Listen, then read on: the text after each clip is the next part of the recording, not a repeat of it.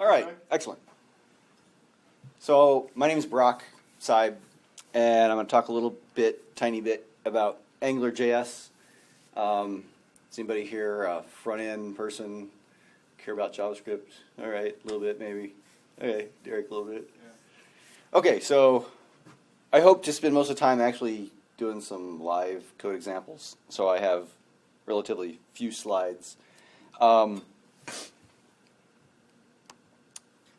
All right, in a nutshell, AngularJS is an MVC or MV something framework that Google folks have put together. It runs only on the client side. It's totally JavaScript. It gets along with other things pretty good. Like if you've already got something you're using jQuery or other JavaScript stuff, you can like side load AngularJS and still do things, which if you're transitioning to using it, makes it very nice. So you don't have to throw out everything you got. And the key thing that I think people like most about AngularJS is that it sort of forces you to have good practices of separating your controller code from your presentation code. And there's all sorts of people starting to use it. I think Angular even has a built with page here where they're showing, highlighting some people that have been using Angular lately. Angular's got a whole bunch of stuff, more than I could possibly talk about in 15 minutes. The key thing being that separation of model data from your JavaScript code and your HTML. Two-way data binding, which is actually what I'm going to talk about. But it also has some things like dependency injection, like if you modularize your code and you can keep things very modular and only ask for things where you need it. If you're used to doing dependency injection in other languages, then Angular actually supports this. You can actually write your own custom tags in Angular. So open angle, my favorite thing, close angle. You can actually implement code and markup to substitute for that tag. So very cool. Again, more of the modularity kind of thing when you're designing an app. So my intent is just to talk about the two-way binding.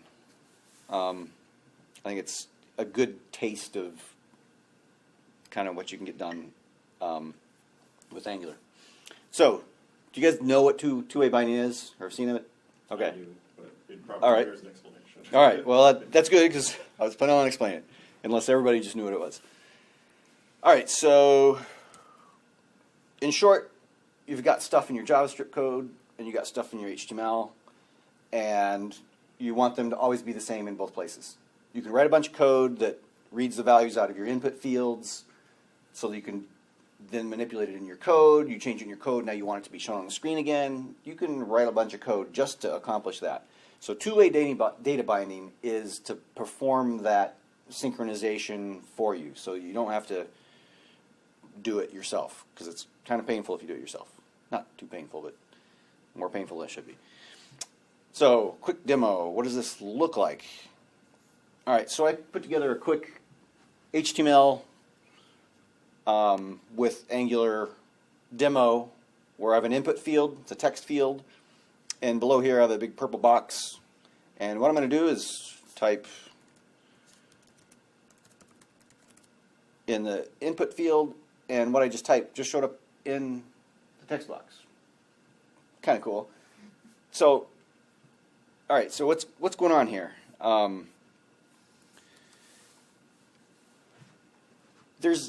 You see two copies of the same bits of data here. You see one in the text input field, you see one down here. So the DOM has two copies of hello world. There's actually three copies of that string hello world. There's the two copies you see on the screen, and there's also a copy in your JavaScript source. So here is the JavaScript variable data.message. So you can see whatever you type into the input field is first sent into this JavaScript variable, and this refers to the exact same variable. So as this variable changes, there's like an observer pattern where this variable's being watched, and as it changes, the variable's updated in the DOM.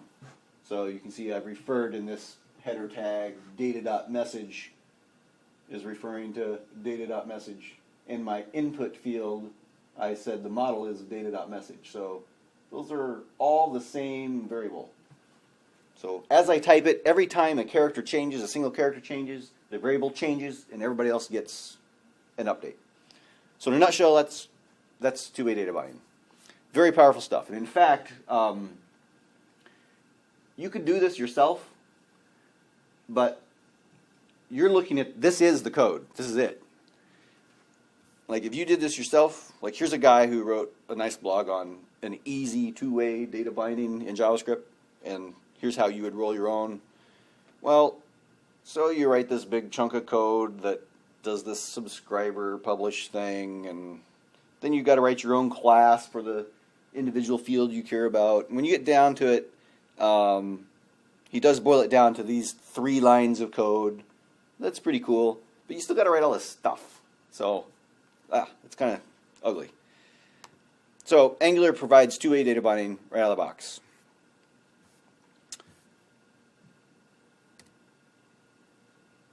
Oh yeah, and there's lots of other people that are doing this two-way data binding stuff. In fact, if you read about Angular online, you'll see people talk about Knockout and Ember. There's other people that are doing this.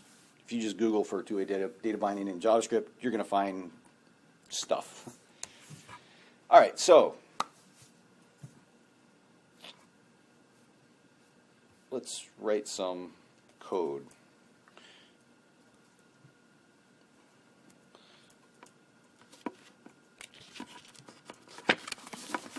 All right, so I got a little template here. My do1 HTML. Is that big enough? It's kind of big. I can certainly see it. All right.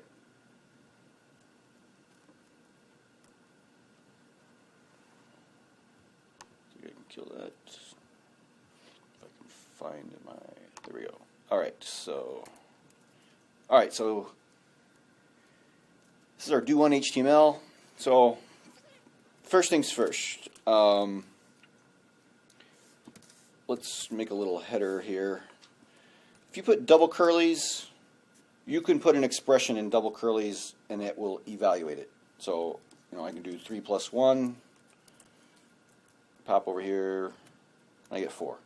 All right, so you can put stuff in double curlies. All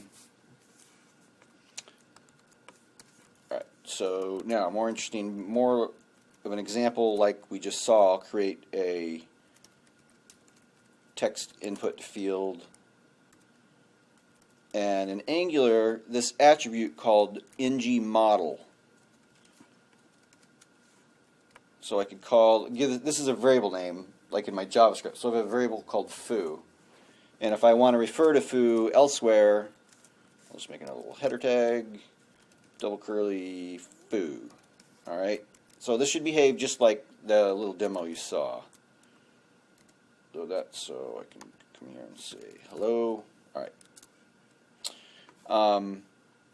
These variables can be nested data structures. I could do this like I did an example, call it data message.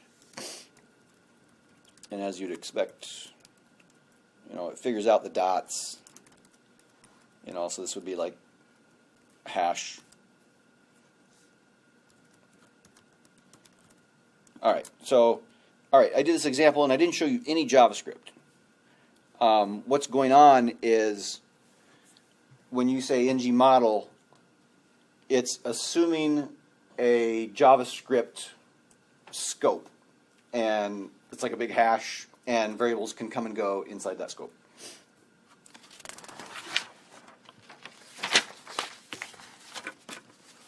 In fact, I think I could even, if I pull up our inspector here, I think what I'll do here, I think this might work.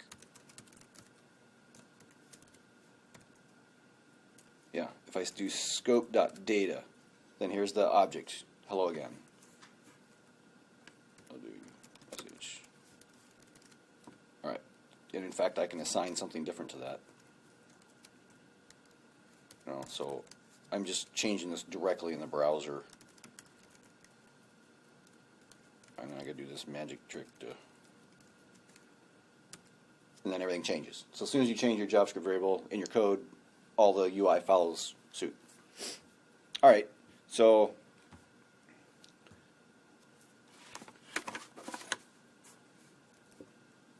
now let's do something a little bit more interesting. If we have, say, a list of data, here's another Angular attribute called init. So I'm just going to do this right in the HTML, and then I'll show you how to do it elsewhere. So this is JavaScript code I'm putting in this attribute. You normally wouldn't do this. So if I have foo bar baz, so I just made a little list there. And suppose we want to iterate over that list. So we'll make a unordered list. List items. There's something called ng repeat. Is that big enough to see again? Mm-hmm. All right. So I'm going to ng repeat the variable x in list. So it'll iterate over that list. And we will use our double curlies again. And what's going to go in the double curlies? X.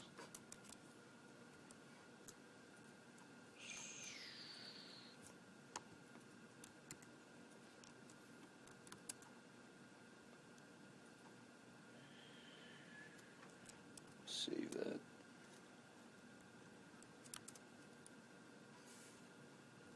Might need to put a double quote here. Alright. So there we go. Here's my list. Prove I'm not lying here. We'll put a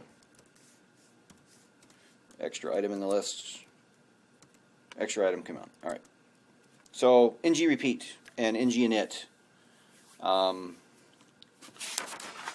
Commonly used items. Now, the thing that's nasty about this code is we clearly would never put JavaScript in our HTML.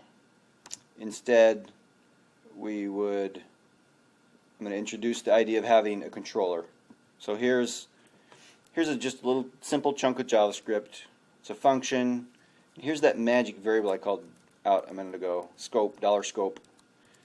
And you say $scope dot whatever, and that space is all yours, do whatever you want. So now instead of doing list equals foobar and baz in my HTML, I'll do it here in the proper place in the JavaScript.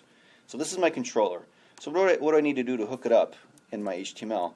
Well, first I need to include that controller, do3 controller.js. That's this file that we got here. So we've got to include that. And we also need to give our HTML, this pair of div tags will have its own scope. And the scope will be $scope that we saw over in JavaScript code. So I'm going to say ng controller. And what did I call it? I called it example3 controller. So ex3 controller. So that's the name of my function. So now everything between this pair of div tags, I can access any variables in that $scope area. So I'm just going to copy and paste this list from our previous example, and that should just fly.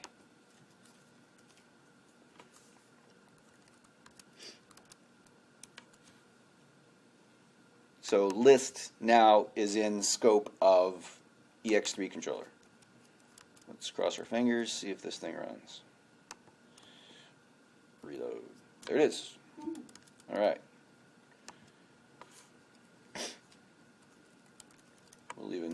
stick our quotes on there.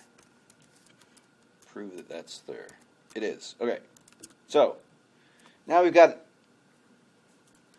a better separation of this is just presentation code and this is just controller code. So now we're getting somewhere.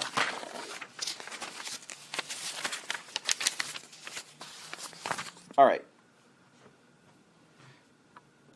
Now I want to introduce one other thing that's really just a refactoring from here to the next example. So this example, this is identical to what we just saw back here. Exactly the same. Except now I'm going to make the controller slightly different. Last time it was just a function. I'm going to show you the way Angular expects you to do it. Angular has the concept of modules. Like you write a chunk of code, you might want to reuse it. So we'll do this. Angular.module, and we're just going to call it app. And the second argument is this list, which is actually a list of other modules that you might depend on. I have no dependencies, so that's empty. And I don't know if you recall, but I never explained what this was back here. This topmost div has an ng app called app.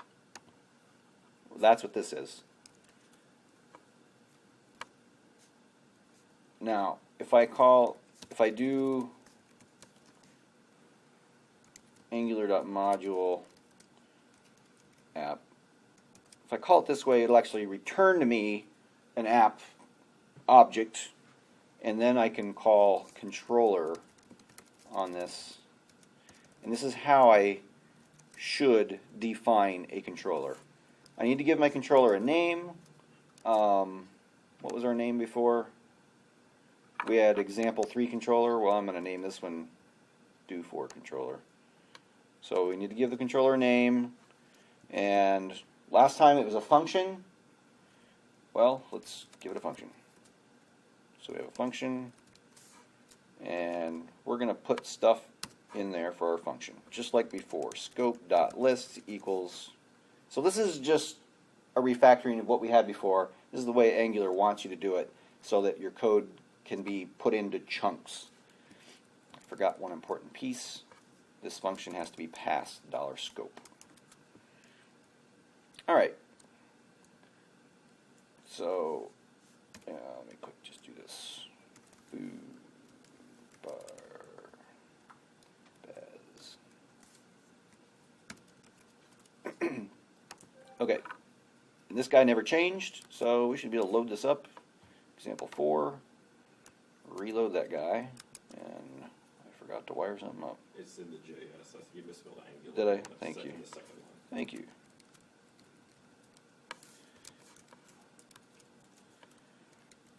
There we go. All right. Woohoo. Okay. So what does all this give us now that we're in this format? Well, I'm going to touch just for a moment on the dependency injection thing. If you've got other modules that do useful stuff, you can grab them by just referring to them in this function. Not only can you get your scope handed to you, but you can ask for things like there's a built-in one called log. Like I could say $log info, it's kind of like syslog, and just say, hey, I'm here. And that'll show up in the console. So like when I reload this page, you can see it there. If I pull up the console here, there it is, in here. So $log is a built-in thing. I can go grab that module. It's because it's there. You can actually write your own and inject your own stuff. Like here's another one, window. Like if you need access to the raw window, I'll just do the, let's see here. Let's change our window title.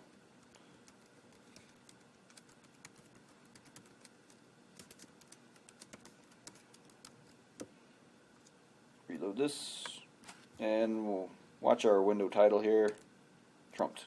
So you can inject other modules in this fashion. All right.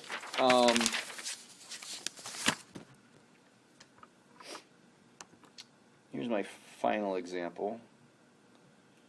Get rid of some of these so I can make some space. Okay, so let's maybe do something a little bit more useful, more application-like. Here is a simple HTML document where I've got 3 text input fields, name, favorite number, favorite color, and a button to save this information. And I've got some of the controller put together here.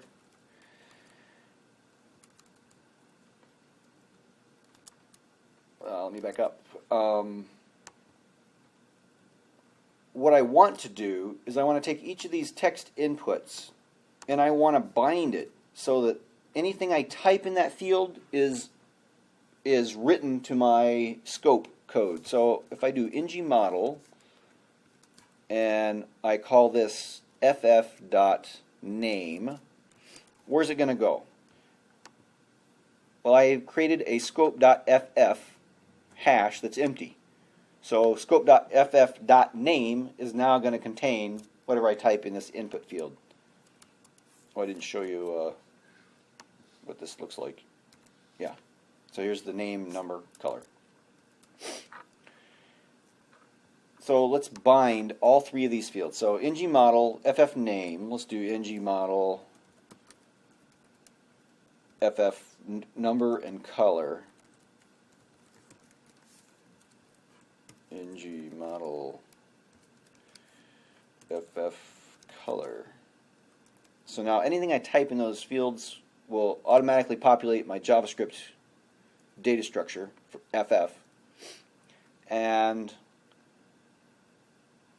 let's just stop there for a second. All right, so we'll reload this. And so let's say we have Alice.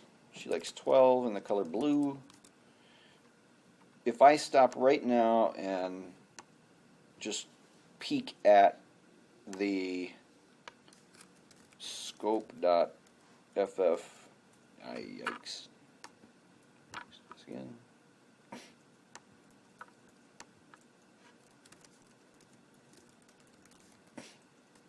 Oh, I got out the wrong spot. All right. I think you're already convinced. You've seen me do that before. Okay.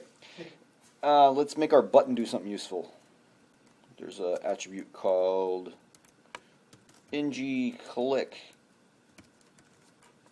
and we'll call it doSavePerson. Parens. It's a function. So it means we can have a $scope.doSavePerson function. And here it is, $scope doSavePerson function. This little bit of code creates a temporary variable p, copies everything out of scope.ff, name, number, color, into p, name, number, color. And then I take scope.list, which we were familiar with from the previous examples, and I push onto that list my new copy p that contains my name, number, and color. And then I zero out ff, so it's blank again. All right. So, all right, this is not going to do anything interesting because I need to print it, and then you'll believe me it works. Let me just stick a pre-format tag down here, double parent or double curlies, and we want to take a look at lists. What does list look like?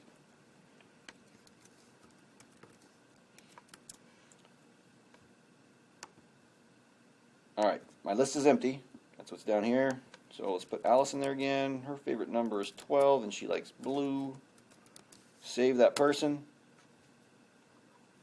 There's the first one on the list. So we got Bob. He likes 34 and green or yellow. There's Bob. So I can just keep pushing people on this list. In fact, I'm going to cheat a little bit. I don't want to keep typing all those names. So let's just pre-populate our list with at least 4 people.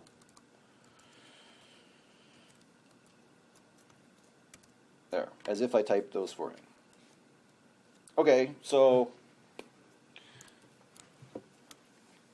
now let's take that list. We know how to iterate on a list. Let's do a ng repeat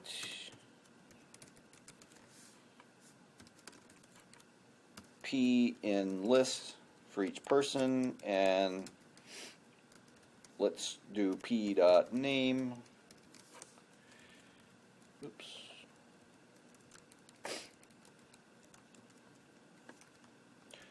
And we'll also do number and color.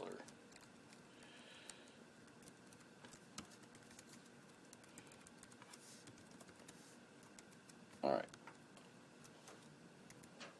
So now we can print it out. Let's make this slightly nicer.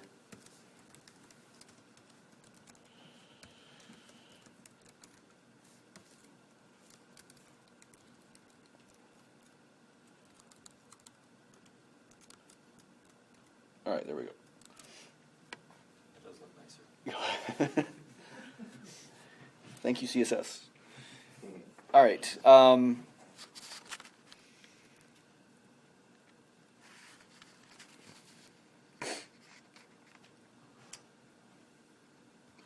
I kind of glossed over this thing at the bottom. This thing that looks like a pipe for us Unix guys. I pipe my list through JSON. Angular calls these filters, and you can write your own filters that will either sort things or print them differently. And I should probably watch my time. Where am I? About 27 minutes. All right.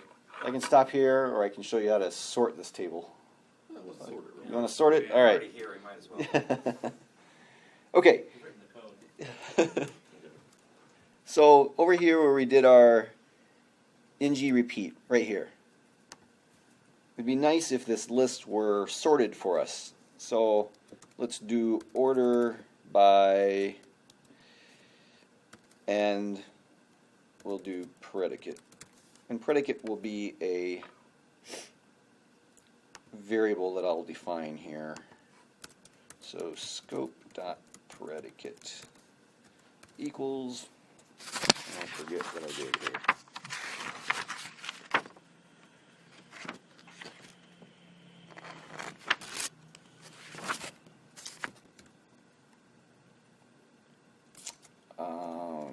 Not remembering here. Let's just see what happens. They're already sorted by name.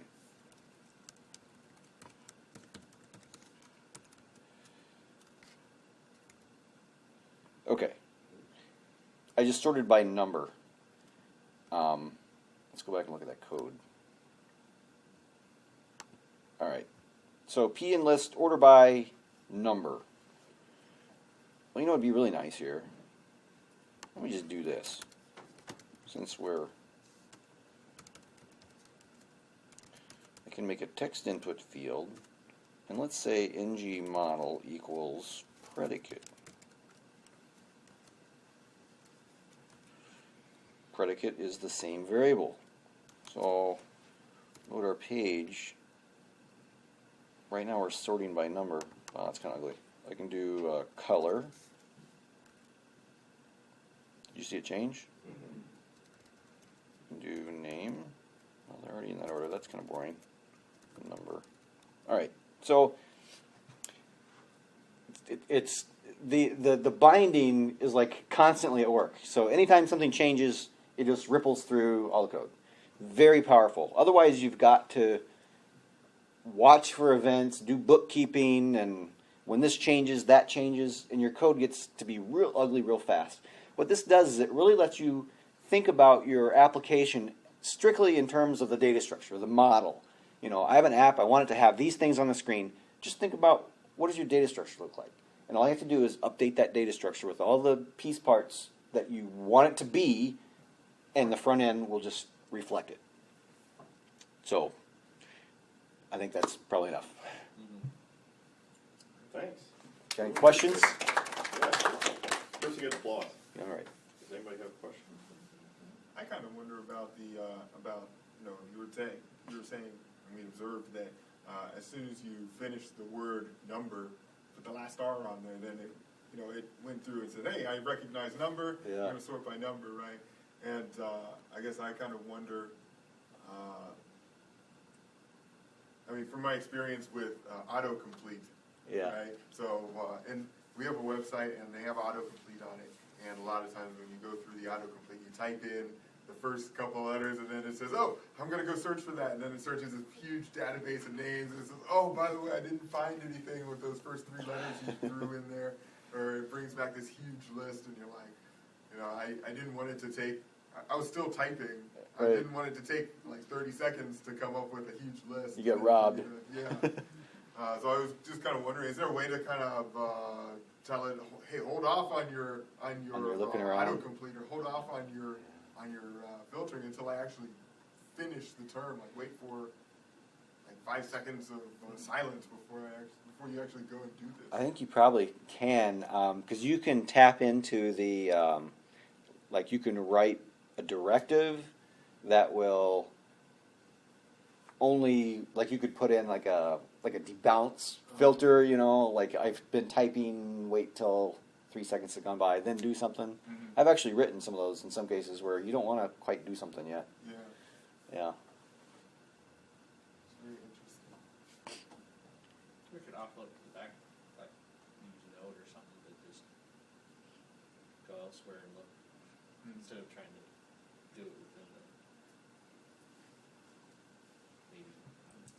Obviously, in a case like this, you can use radio buttons instead of typing in number. I was thinking about how you would abstract it even one step further in terms of not having to type ff.name all the time, in terms of have the keys in the hash be kind of stuck somewhere, and then they can pass that around, or I'm trying to think, JavaScript does have a way to identify keys in this hash, I think. Right? Mm-hmm. I mean, I'm just a lazy programmer. When I do program, it's like that's 3 less lines I have to type, or n less lines. Yeah. Well, right on. Thanks, Broc. All right. Appreciate it. No worries. All